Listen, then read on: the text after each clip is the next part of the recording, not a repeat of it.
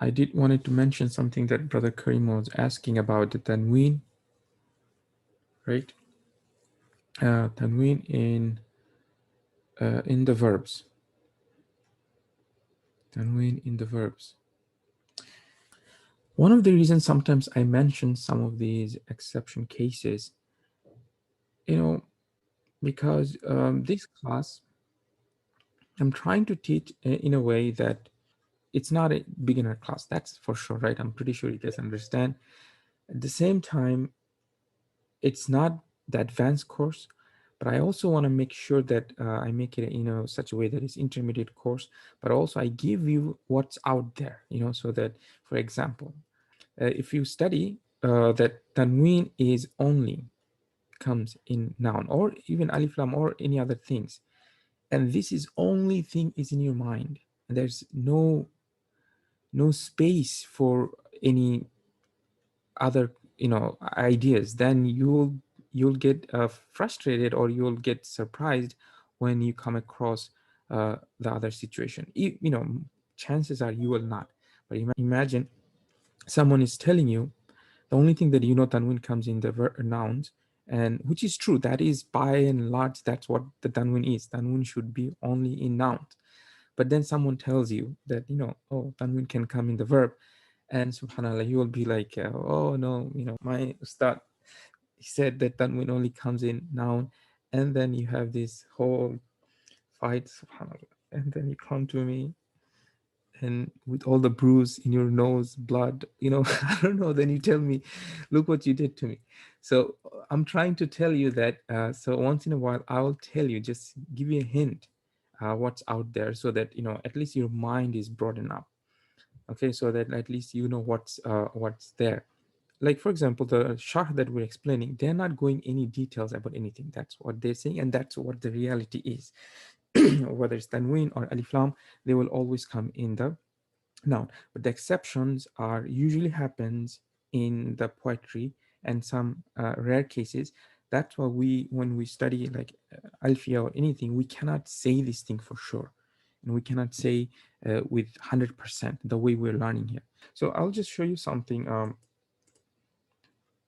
Okay, so this is from Alfi ibn Malik. This is the Sharh of Ibn Aqil. So one of the simple Sharh, Alfi ibn Malik is the big one of advanced book, but then there's a Sharh is also depends on how deep you want to go. Here, I'm just going to show you what he's writing. By the way, this is just a warm up. It's not part of the lecture anyway, just to give you an idea. So I'm going to read from the top. So here it says, وظاهر الكلام المصنف أن التنوين كله من خواص الاسم. Okay, so it's saying the apparent from it is apparent from the author that, by the way, so this is the explanation of Aqil. When he said author, who is he referring to? He's referring to what? Ibn Malik, who wrote the Alfiya. And remember, Alfiya also he's writing it to memorize, so he's not mentioning everything. But I'm just the reason why I'm focusing here, so that you know why sometimes I mention something. So I want your mind to be a little bit open. So he's saying that it is apparent from the author that tanween is only specific or specialties for the ism. وَلَيْسَ كَذَلِكَ, but it is not like that. بل الذي يختص به الاسم, rather the one that is specific for noun, إنما هو, remember what I said, tanween has I just mentioned, this is something you don't have to know, but I mentioned that tanween has 6 types of tanween. This tanween business is crazy, and 4 of them is specialties of the noun. Here it says إنما, rather هو تنوين التمكين وتنوين التنكير وتنوين المقابلة وتنوين يوعظ. So these are the 4 tanween that comes in the noun. وأما التنوين, as far as tanween of ترنم والغالي فيكونان في الاسم والفعل والحرف. As for the other 2, it can come in ism, it can come in fi'l, and it can come in harf. Okay, so guys, we don't have to know these things. This is even, it's not. Okay, but you probably will find me once in a while I mention something. I hope doesn't get you don't see it as a extra burden, but I hope it just opens up your horizon, because the only thing what I'm saying is that the way I'm teaching this book, it's so that you feel that you have sufficient knowledge about the grammar, and you know what's out there. You don't have to learn them, you know what's out there, and then inshallah you will benefit from that perspective. Another thing I wanted to mention that yeah, there is a one place, I think one or two places in Quran where the verb has a tanween. Let me write it down, and then maybe you will understand. But that is for different purpose. So hold on a second. I'm going to.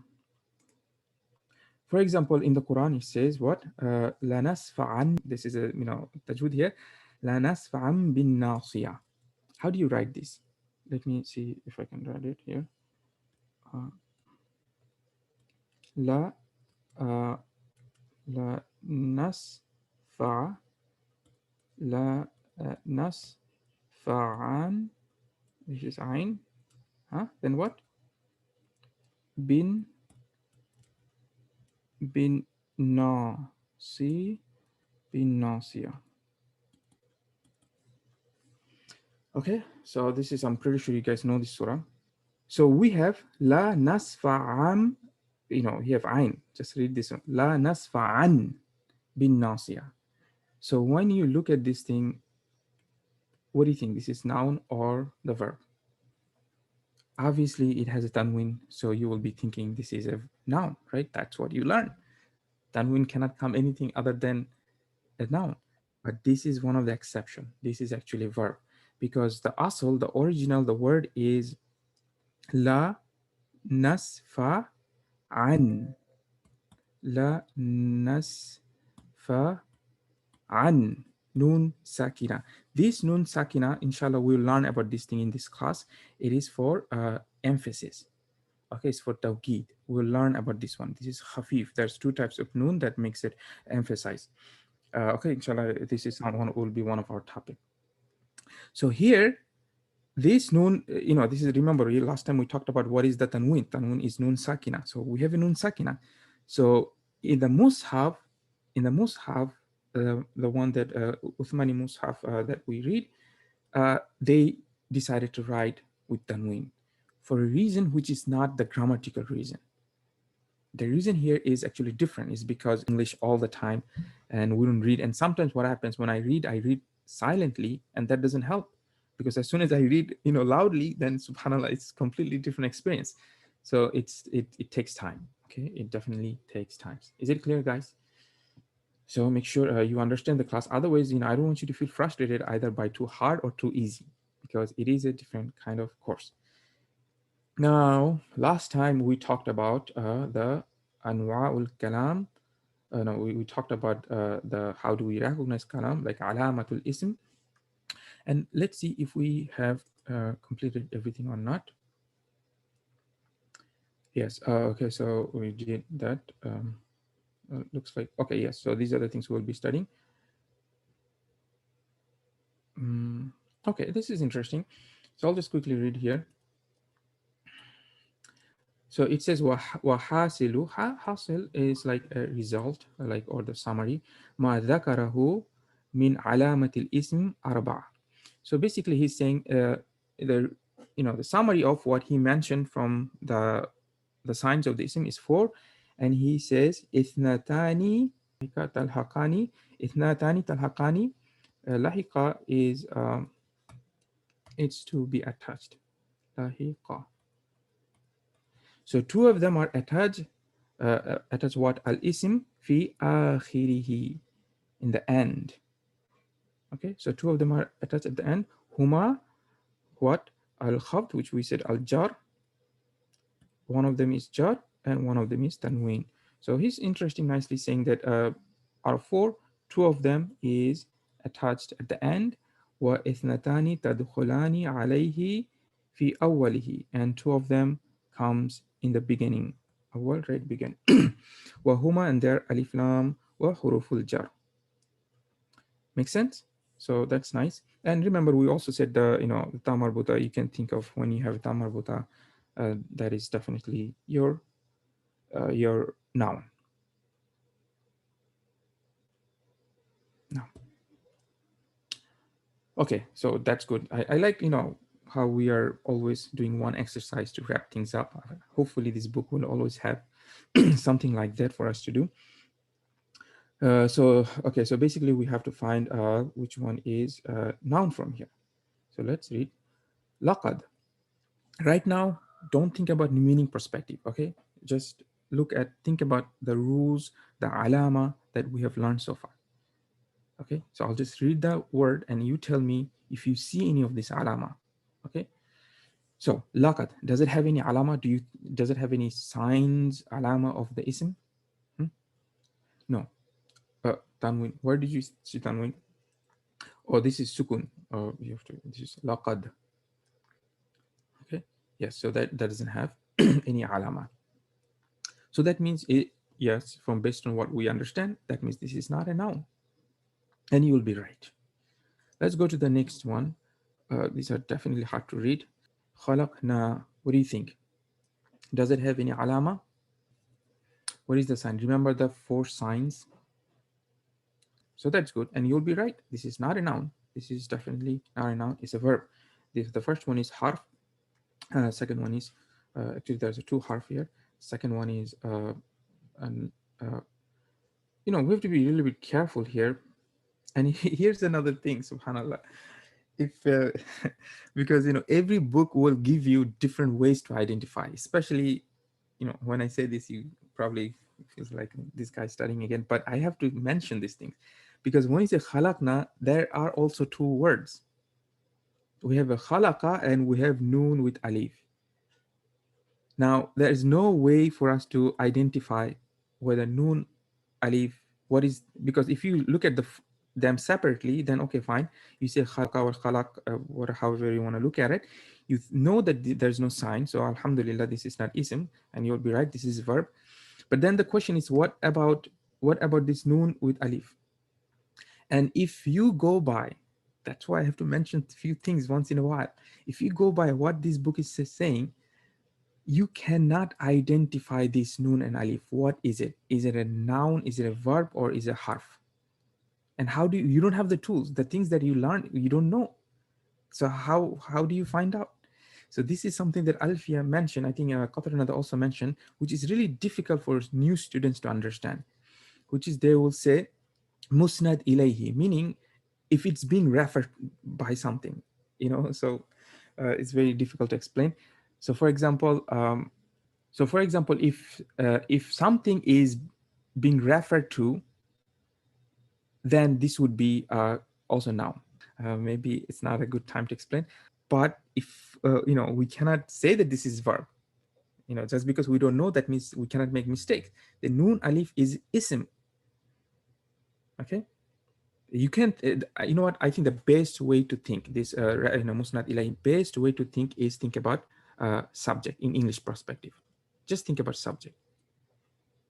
Okay, if that thing is a subject, then it has to be noun. Think about subject, because if we say in Arabic, then we have to say mubtada or we have to say fa'il. But if in English, I think the subject is used for both subject in the verbal sentence and subject is also used in the nominative sentence. Okay, you see things get complicated, right? So otherwise you will be making mistakes. So here noon and alif would definitely will be ism. Don't worry too much about this one. What about next one? We have al-insana. What do you think of this one? You have alif lam. Okay, so this one is clear. We have alif lam. Alhamdulillah, extremely simple stuff. Jayyid. What about this one? Fi. I'll write this one. Al insan. By the way, in the Mus'haf, you will often you see that they write the way they write alif. It's not with the stick alif. For example, if you're writing insan, you will be writing with alif like that. Okay, so just make sure you understand the spelling.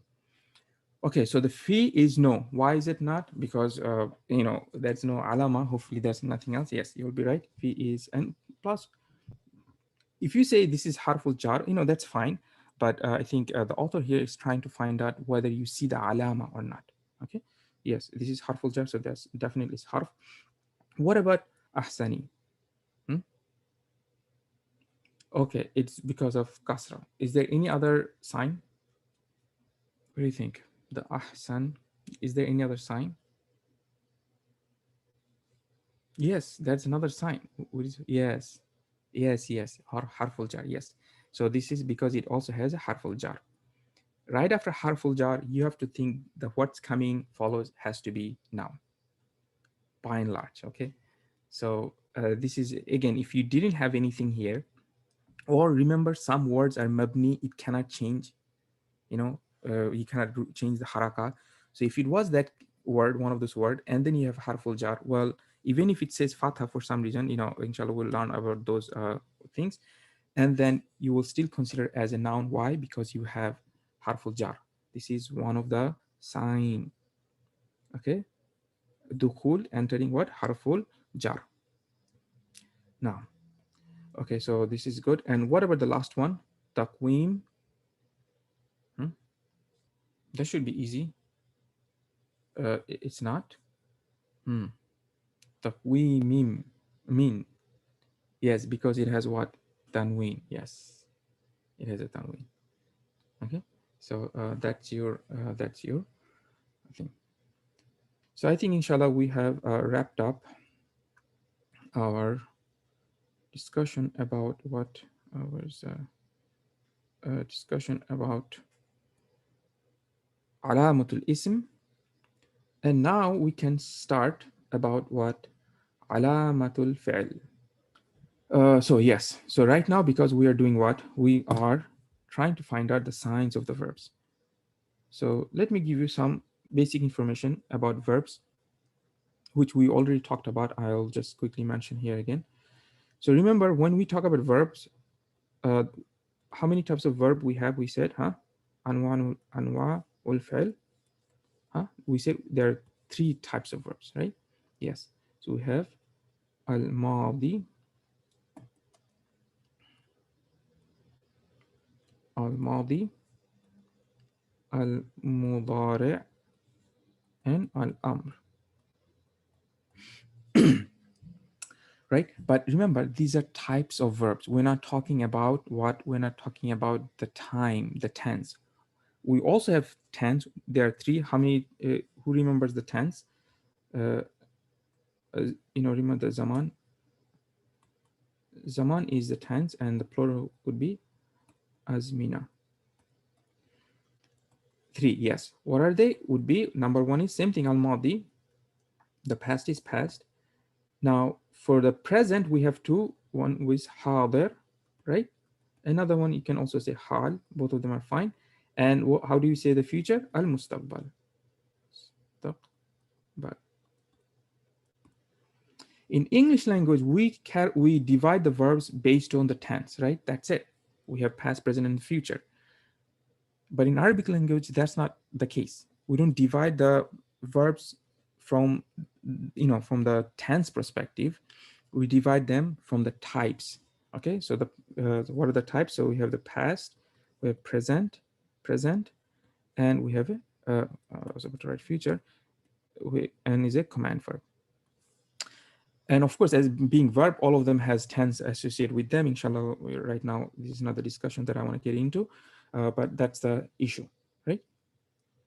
Now, to give you an example, so we have fa'ala. Okay, this is means he did. And then present as a verb would be yaf'alu. Yaf'alu, he does, or he's doing, is doing. And if'al, if'al, do. Command verbs, right? I'll just give you one more because right now I need these things so that I can talk about the signs. Kataba, who can tell me the rest of them? Kataba, what is the present tense? Yaktubu, okay. And the command? What is the command? Uktub, yes. Uktub. You get it? So these are our different types of verbs. So keeping those information, so now we're starting with saying what al-fi'lu yu'rafu. So the verb is known. So we're starting our signs, alama of the verb by what? Be qad. So here's our first. Right now, I'm going to be reading them, inshallah. Then we'll go to the sharh, and then we'll read through the explanation. So it is known by qad. What is qad? We'll talk about this. And then was seen. Okay, and seen. Wa sawfa. Okay, wa sawfa. Wa ta التأنيث الساكنة. And then ta التأنيث الساكنة, which is what? This is this ta. Okay. So the Musannif is saying the verb is known by having qad, or having a sin, or having sofa, or having ta التأنيث الساكنة, which is the open ta with the sukun. Okay. So he gave us what? He gave us 4 different tools. Now, definitely we need to understand what they mean. Let me explain these things here, and then inshallah I will read so that it's probably going to be clear. So because they really need a little bit details, especially for the qad. Qad would be the most difficult thing here. So what is qad? So qad, from here you understand that qad has to come where? Qad has to come in the verb. Qad cannot come in the noun. Versus, for example, when we say harful jar, for example, fi, we're saying the fi has to come what? In the noun. So if you say whatever comes after fi, you know that this is a noun. Likewise, when you say qad,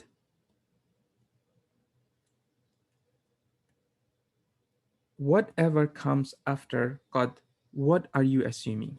This is the first thing. What qad means, inshallah, we'll talk about. So after qad, this is what they mean by having a qad, because qad itself, it's not a verb, just like fi is not a verb.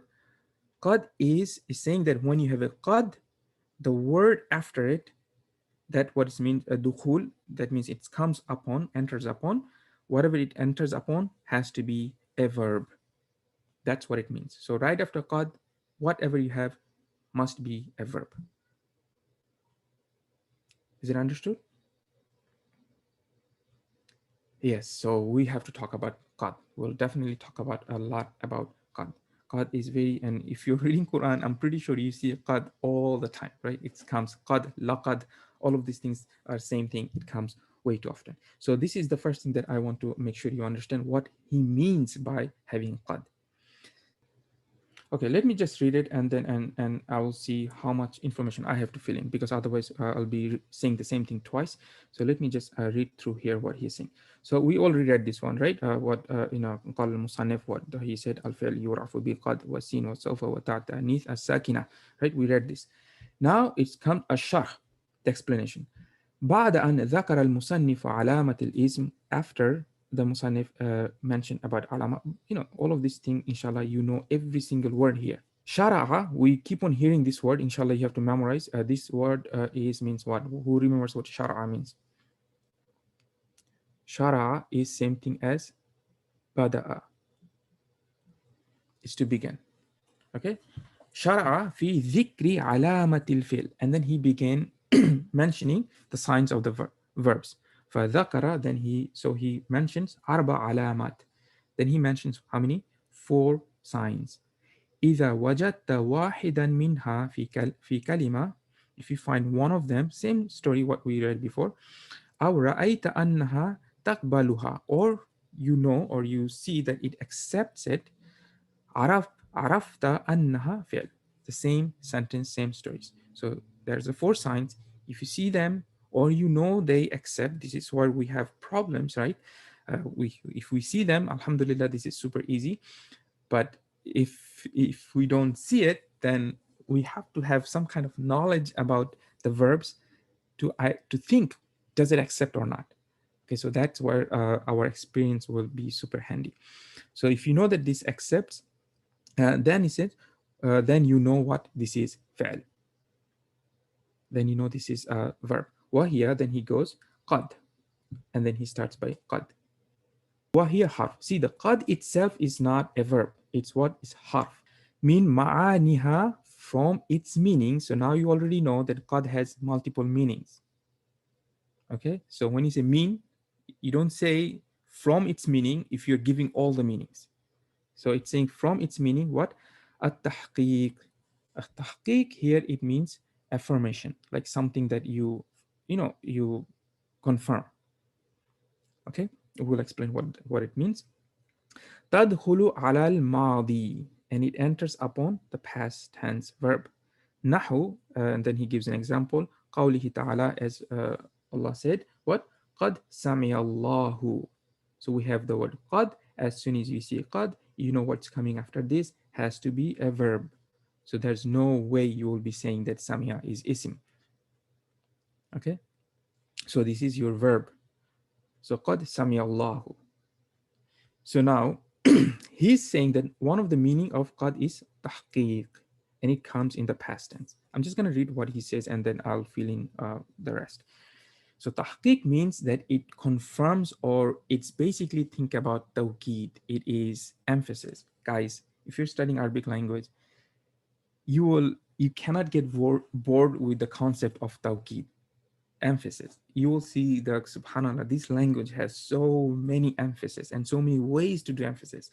You always hear this does emphasis, that does emphasis, emphasis, emphasis, so much so it is really mind-boggling. So much so that in one word you can have three or sometimes more, maybe more, but I can think of three emphasis in one word itself. So if you were to translate that word, you would have to say it in English, verily, certainly, most definitely, than whatever the word is. Can you imagine this one word? You would have to use three different adjectives to describe. But do we say this English? So how do we translate? We just translate certainly. But Allah is not saying certainly. Allah is using more emphasis. Do we translate them? No. What does that mean? That means all of this thing has gone lost in a translation. Okay. So here the qad is one of those emphasis. So here the qad is doing exactly the same thing. It is emphasizing. So when it comes, what he's saying that when it comes in the past tense, now you know why the qad is there. It is emphasizing what? The verb samia. What does samia mean?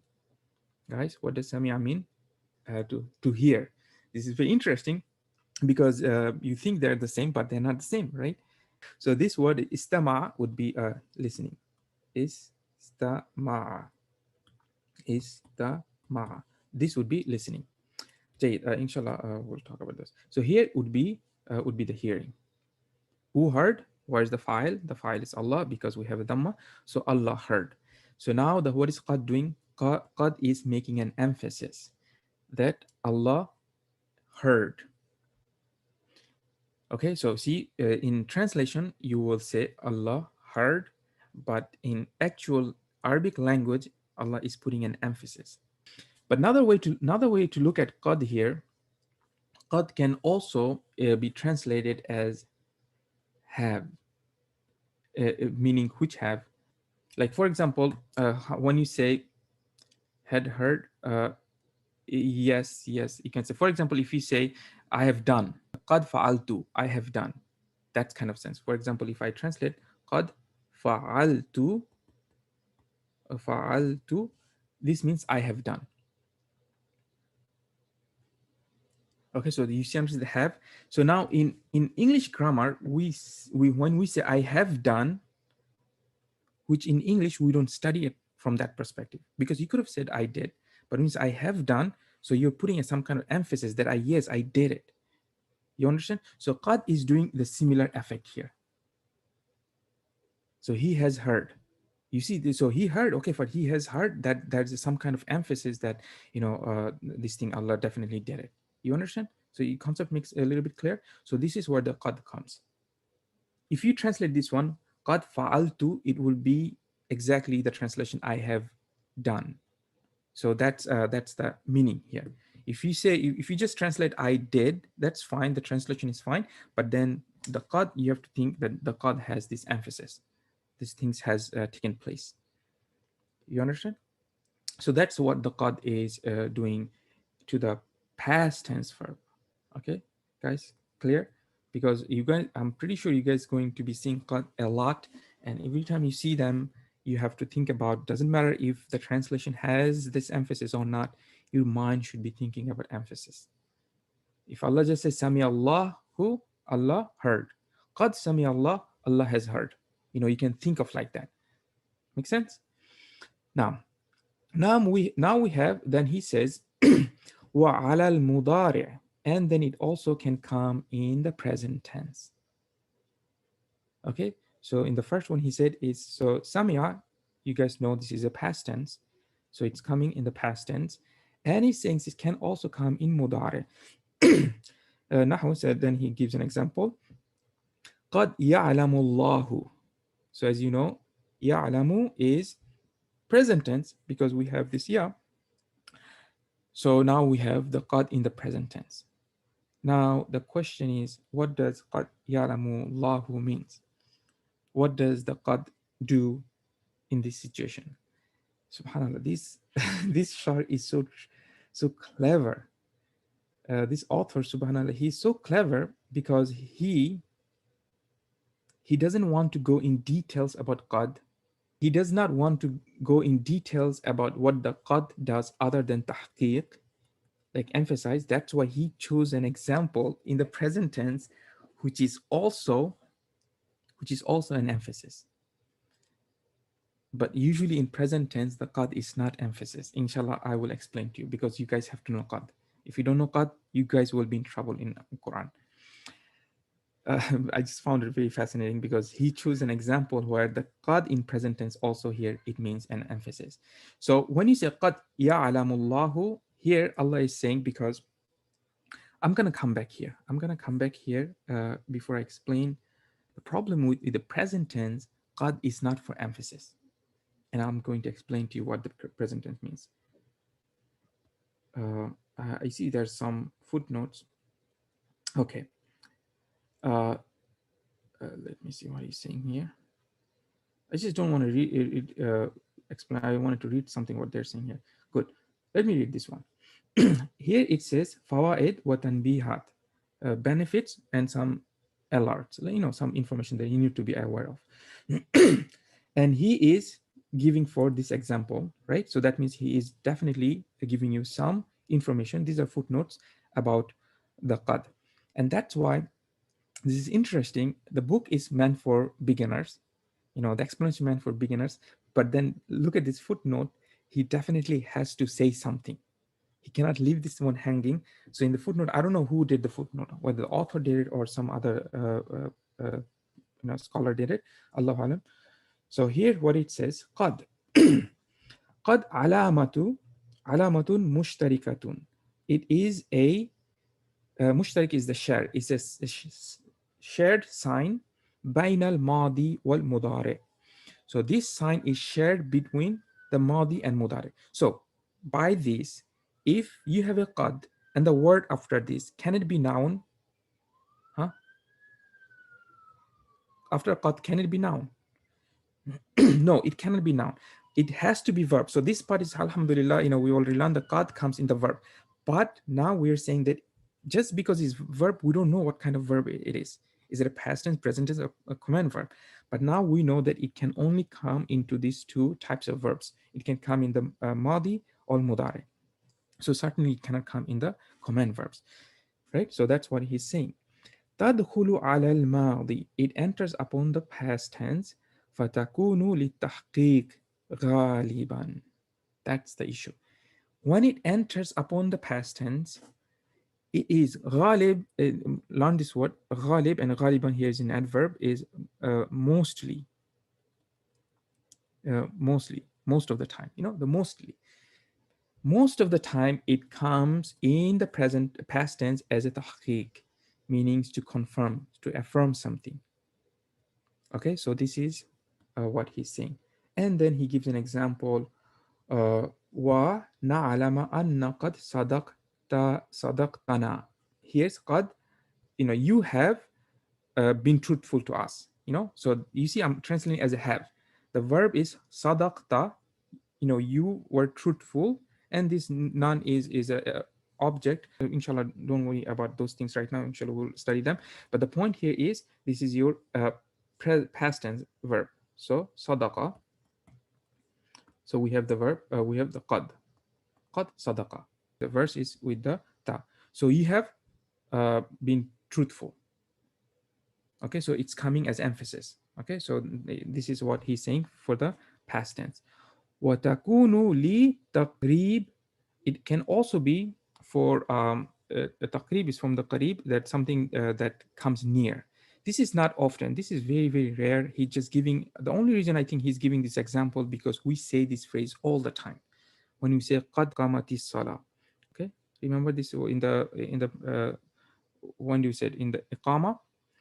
So we have the qad and then we have qamati salah. Here, the comma is the past tense. It's saying the salah is about to start. That's what it's saying. It's not saying the salah have started, or because when we do the comma, salah didn't start yet. So why you were saying qad qamati salah, so that you stand up because the prayer is about to start. So here the qad is coming as so don't worry about this explanation. It's just, as I said, he just mentioning it here because we say this qad qamati salah. Then you might be thinking, why are we saying this qad qamati salah when something hasn't happened yet? If you just only think that qad comes in the past tense to emphasize, then you will be confused. Is it clear? But by and large, don't worry about this thing. Main thing you have to know, in the past tense it comes to emphasize. That's the main thing you have to know. Versus, where does it go next?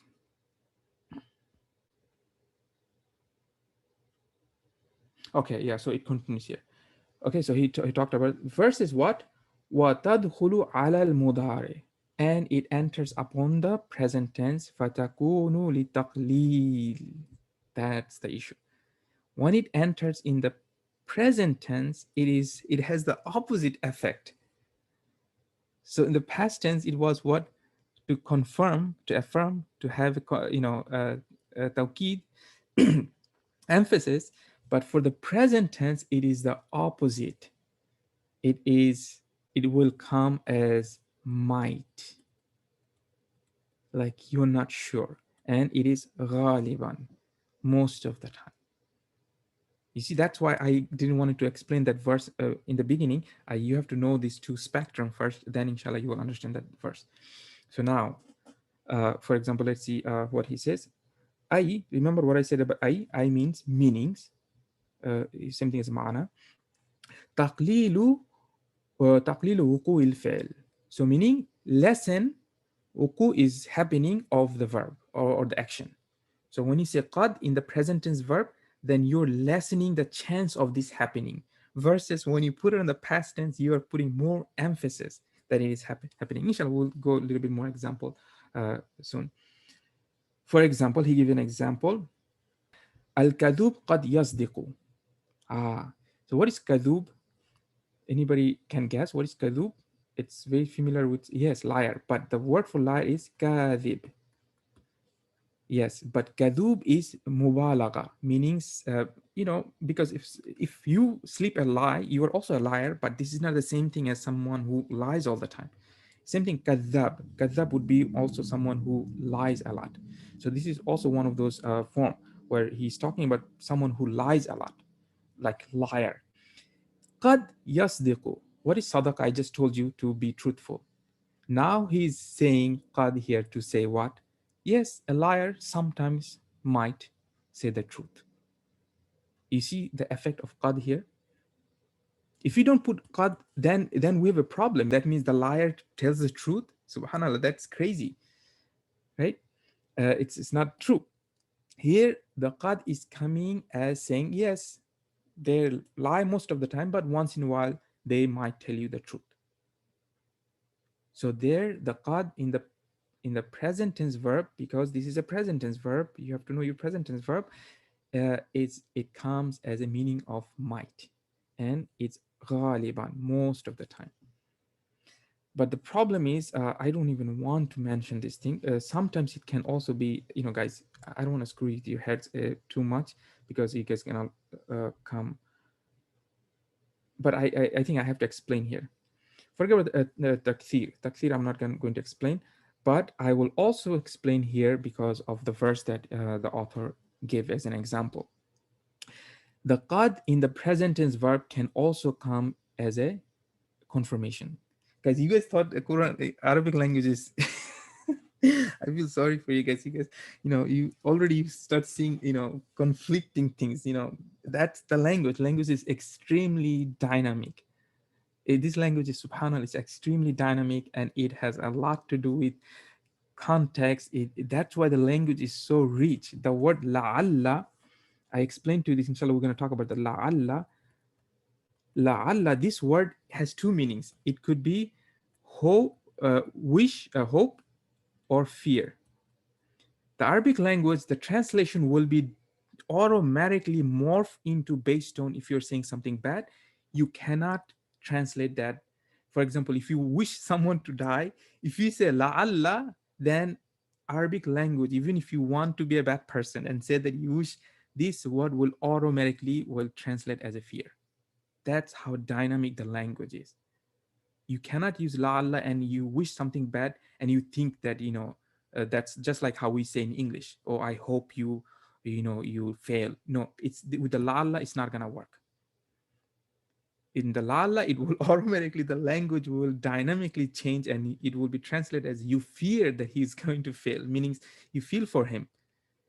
And if it's something good that I hope la Allah's, something good, then it will be automatically translate as a hope. You see how dynamic this language is. So this is the similar things happening here.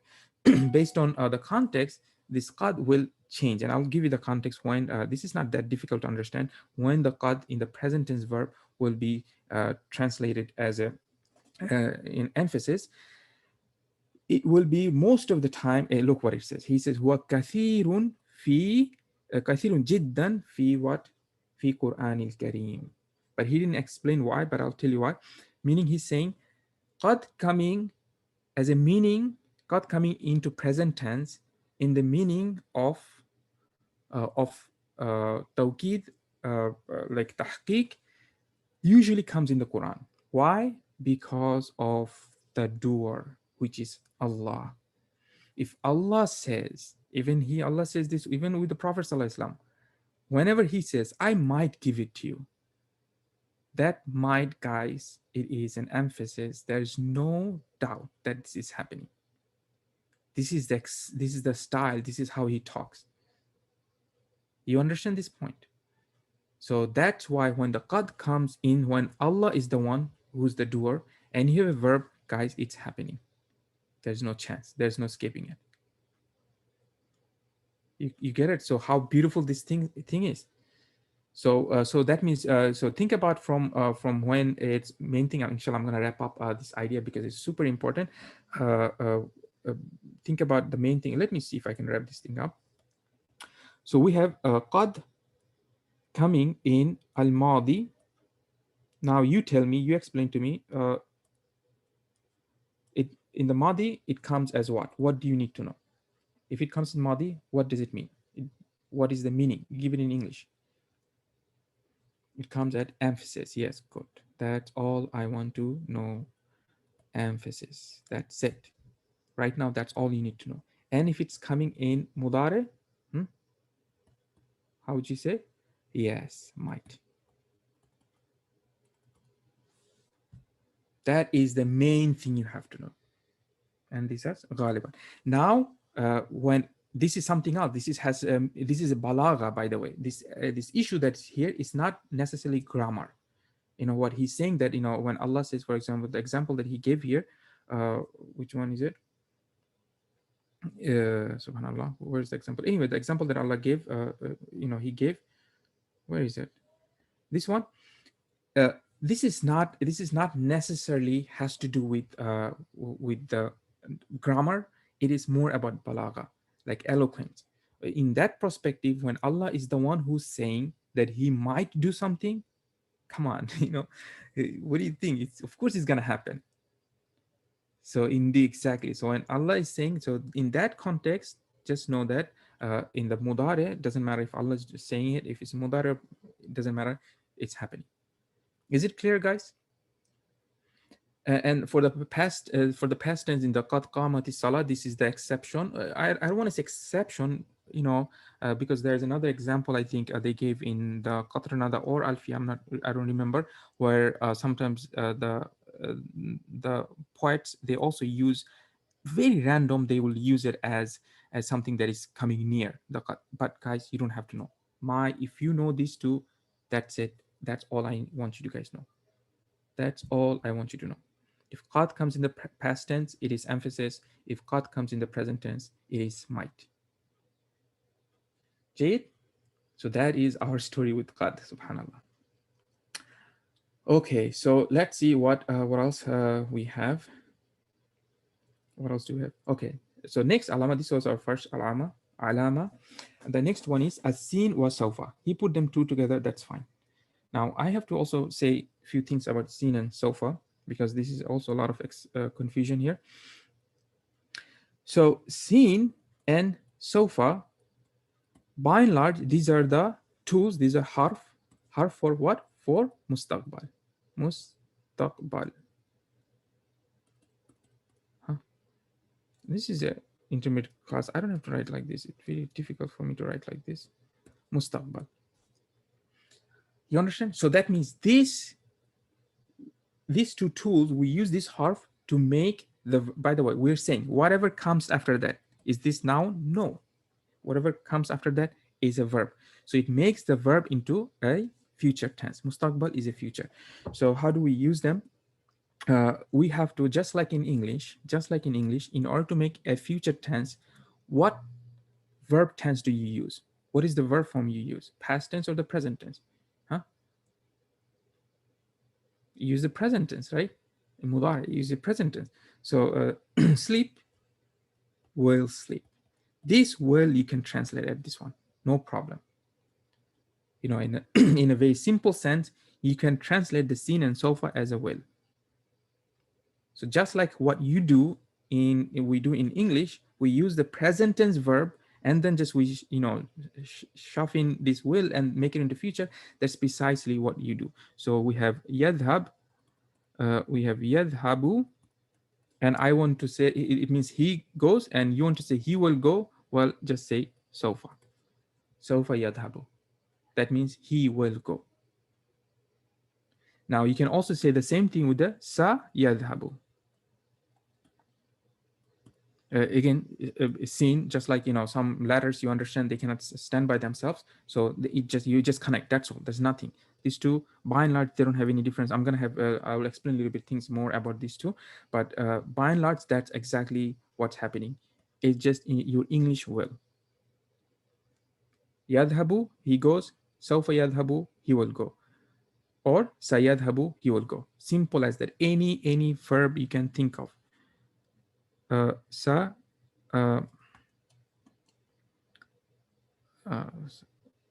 okay, so aktubu, what does it mean? Who can explain? Who can translate this one for me? Huh? Yes, I will write. So that what the sin does. So you have a sin plus al-mudare, huh? Al-mudare equal to mustaqbal. Al-mustaqbal. Make sense? So you use sin and sofa or sofa for what? By the way, this is my sin. You use sin and sofa for what? For with the present tense verb to make it into future tense. Is it clear? So that's why Arabic language, they don't discuss the present tense verb just like English does in any significant way, because it's super easy. What is there to talk about? Everything else, all the conjugations, everything else is same thing. So what's the point of say talking about the past, present tense, and the future tense just like in English, because it's super simple, right? But as you know, the command verb is a little bit different. So that's why we have to spend more time in the command verb. That's why they divide these things like so. Now the issue is, guys, here's the issue, because you guys will be reading Quran. That's the whole purpose, and the classical books, right? The issue is, what does the sofa and sin actually mean in the classical context? So by and large, I'm running out of space because usually I use my notebook. In this class, for some reason, I never get to use my notebook. So I'm writing wherever here. By and large, your mudare, al-mudare, it gives you both al-hadir, and also al-mustaqbal. So mudare will give you both tense, present tense, and the future tense without doing anything. So if I say adhabu, meanings I'm going, or let me make the easy form so that someone who's not super familiar with the verb can follow through. Yadhabu,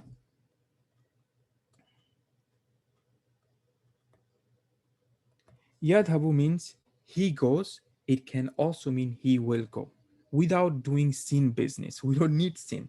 Without sin or sofa, this word yadhabu, it can mean he goes or he will go. But now, how do we know? You will hear me repeating this thing 1,000 times. I'll never get bored. Language is always based on context. If we say yadhabu ghadan, what is ghadan means, guys? Hmm? What is ghadan? This word you have to tomorrow. So what is yadhabu means here? Can you even try to translate that he's going, even say he's going tomorrow, that means what? It's happening in the future. You understand? So this is by and large what the way the Arabic language is understood. It is the present tense verb al-mudare is both for present and the future. And usually when you add this classical context, I'm telling you, then I'm going to tell you what the present understanding of these things means.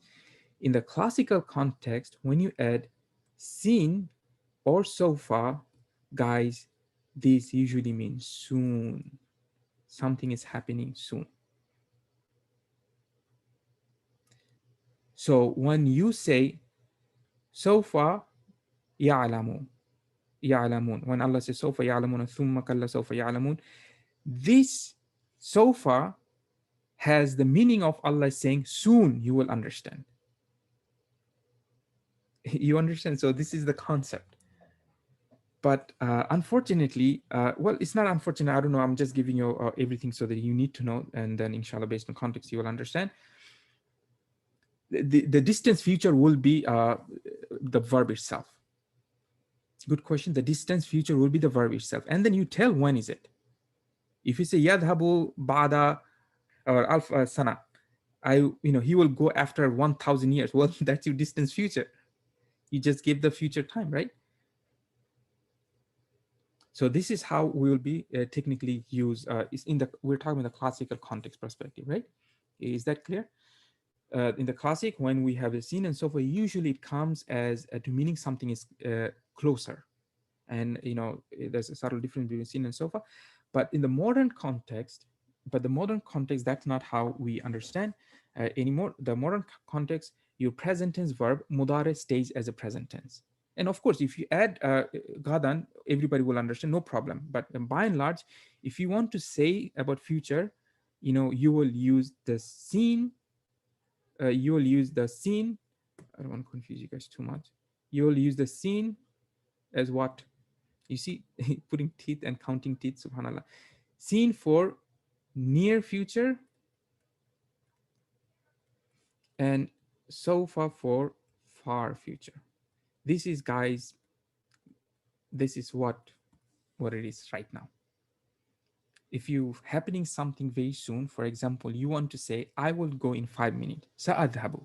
That's fine. If you say in modern context, if you say sa'adhabu, he say sa'adhabu, that means you're saying, just by saying this much, people will understand now that you'll be going very soon. Somebody else keep on bugging you, when you gonna go, you say sa'adhabu. That means I'll go, don't worry. So the context is that you will be going soon. But then when you say sawfa adhabu, here you're talking about what? You're talking about what? You're talking about a long time. That long time usually could be days, months, doesn't matter. For example, right now it's coronavirus, nobody's going anywhere. So you cannot say sa adhabu or sa azuru. Azuru means what? Huh? Azuru means to visit. I'll visit. Yes. So you cannot say sa azuru. My scene, subhanallah. Sa azuru Makkah and Medina, because maybe chances are you're not doing it soon. Here in this context, you would say what? Saufa. Sawfa azuru Makkah. I will visit Makkah. Now, by saying Sawfa, you are giving yourself or the listener an understanding that it's not something happening anytime soon. You're thinking about this. It might happen months or years. Is it clear? So you see the difference. You have to know. I wasn't going to explain this much, especially the soon part, because the most of the time, the scene and so forth, the way we understand is what I'm explaining to you now. The scene, this is not always the case. Guys, most scholar will say there's no difference between sin and sofa. They will not make any distinction between them. I'm talking about classical scholars and everything. And to be frank with you, even my, who has a PhD teacher, he was saying there's no difference. From classical perspective, the sin and sofa comes to say something that is near, but this is something we have to understand.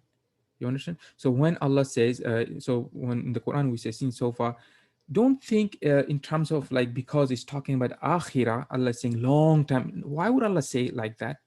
Doesn't make any sense. That you have a long time, and then other. So this is not the context. So don't bring this meaning to the Quran. Then you're gonna get into trouble. Usually when Allah says this, He's mocking the non-believers.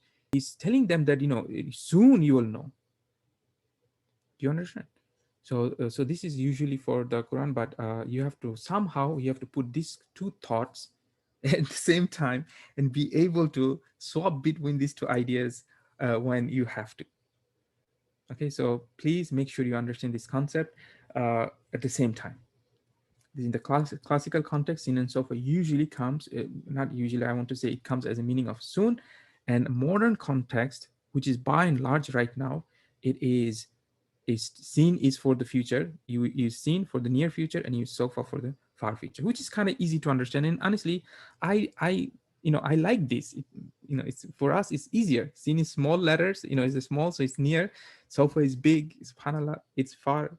Everything is good, right? Now, okay, so you guys have any other question? Because I have one more thing which I have to go through before I wrap up, which is what one more alama. Where is another alama? Okay.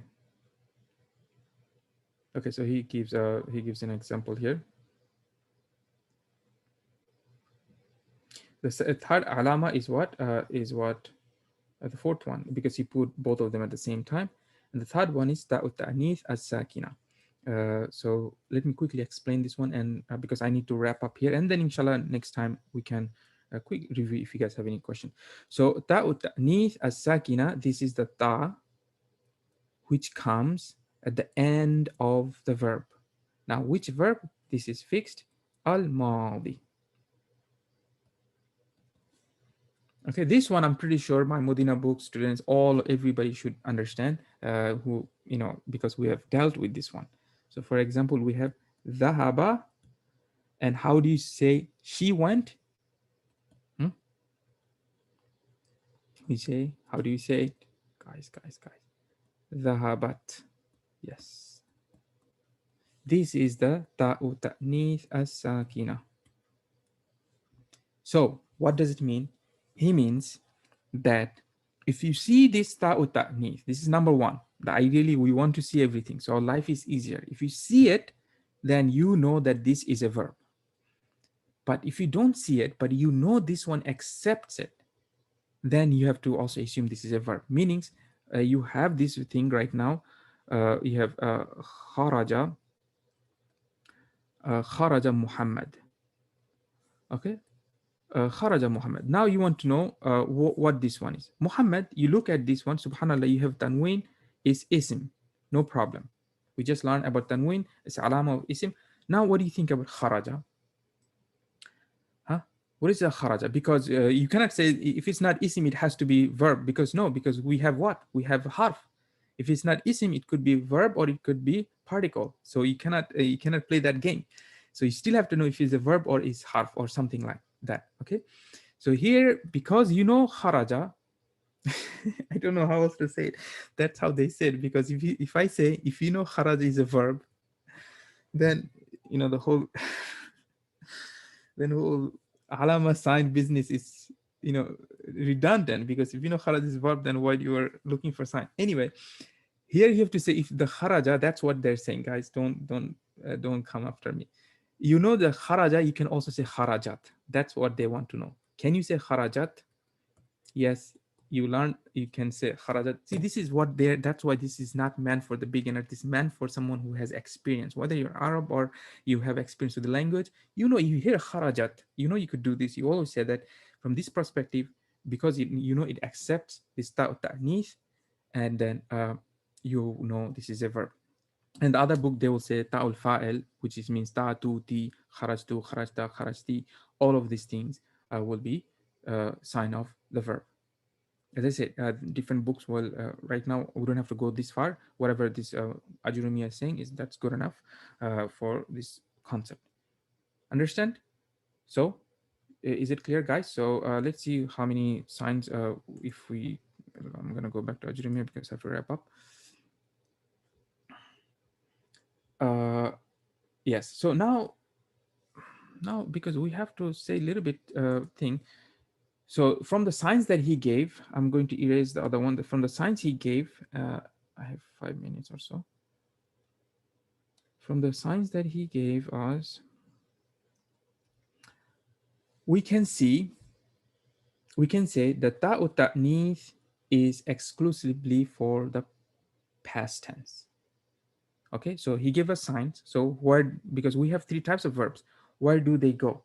So ta is exclusively for the past tense. So if you know it accepts ta, this word particularly, then you know this word. Because if you say yadhabu, if you say yadhabu, it's a verb, but can you say yadhabut? It doesn't accept ta ta'nith. So that means even though it's a verb, this is not a past tense verb. It's a present tense verb.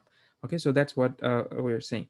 So if it accepts ta ta'nith, then this is a past tense verb.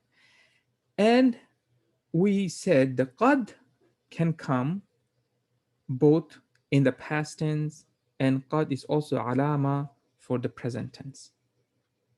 Maybe I'll come to the qad later, but let's look at the exclusive one first. So ta, we said for the past tense, and sin and sofa is exclusive for the mudari. Clear? And qad is shared by both. You understand? But what happens to this fella? This book did not say anything about the command verb, but alfiya and other mentioned, which is ya'u mutakallim. No, mukhataba. So what am I saying? Ya'ul mukhataba. So we have ya of mukhataba. So when you have ya and mukhataba, or it accepts it, then it will be. This is not part of our lecture. I'm just quickly mentioning this one. If you don't have to know if you don't know. For example, if you say idhab, you're telling who? You're commanding to a male person. Idhab, go. But if you want to say to the female person, what do you have to say? Idhabi. That means you're referring to this ya is specialties of the command verb. Makes sense? Guys, can I finish this chapter? I promised you I'm going to promise. It's very simple. It's very simple. So how do we talked about, this is the funniest thing. This is, we talked about all these signs. How do we understand the noun and how do we understand the verbs? Now you think, oh my goodness, now we have to understand how do we understand the harf. This is super easy, guys. I'm just going to say in one sentence. That's what they say. If the word does not accept the signs of the verbs or the signs of the nouns, guys, by simple math, you have 3 things. 2 of them, you know how to identify. If it doesn't accept, then it has to be harf. And that's precisely what they explain. Ma la tasluhu, which is not, it's not good, sahih. Tasluhu, it's not accurate. Ma'hu dalilul ism wala dalilul fa'il. So that means it is not accurate. It's not it's not accurate to put those signs on this word from the both nouns and the verbs. Then guys, this is your harf. There's nothing else to talk about the signs of the harf. Okay, inshallah. So that's good because we can wrap up this whole idea and we can start off Arab next week. So that's pretty much, me. I have 3 minutes. I'm just gonna quickly pick at it. Is there anything else he's saying? Because we really don't have to dwell too much about how, because that's precisely what it is. If it doesn't accept, uh, if it doesn't accept,